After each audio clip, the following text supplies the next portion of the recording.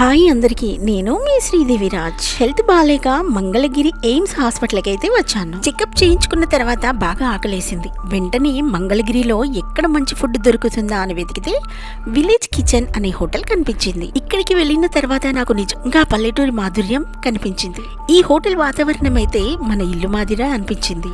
రేపు ఇలాగో ఆపరేషన్ కదా, మళ్ళీ నాన్ వెజ్ తినవు అని శివ అనేసరికి సరే అని నేను ఫ్రాన్స్ బిర్యానీ తెప్పించుకున్నాను.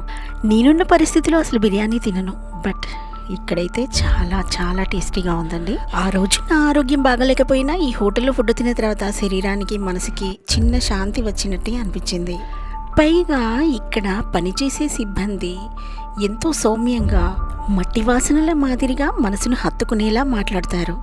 నిజం చెప్పాలంటే విజయవాడ తాలూకా ఎక్కడ మనం భోజనం చేసినా అద్భుతంగానే ఉంటుంది. కానీ ఇక్కడ చాలా బాగున్నాయండి.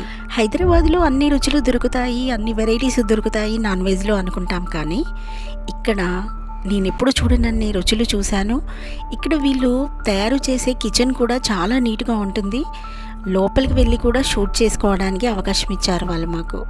పల్లెటూరు రుచులకు పునర్జన్మ ఇస్తున్న విలేజ్ కిచెన్. ఈ హంగుల జీవితంలో పల్లెటూరి రుచులు మర్చిపోతున్నాం. ప్రస్తుత కాలంలో విలేజ్ కిచెన్ లాంటి హోటళ్ళు ఒక ఆశాజ్యోతి లాంటివి.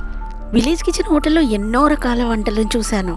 కొన్ని వంటల పేర్లు నాకైతే తెలియదు, కానీ ఆ రుచులు మాత్రం అన్నీ ఒక్కొక్కటిగా జ్ఞాపకంగా నిలిచిపోయాయి నాకు. మీరు మంగళగిరి, విజయవాడ, గుంటూరు దగ్గరలో ఎక్కడున్నా ఒకసారి ఈ హోటల్ని విజిట్ చేయండి.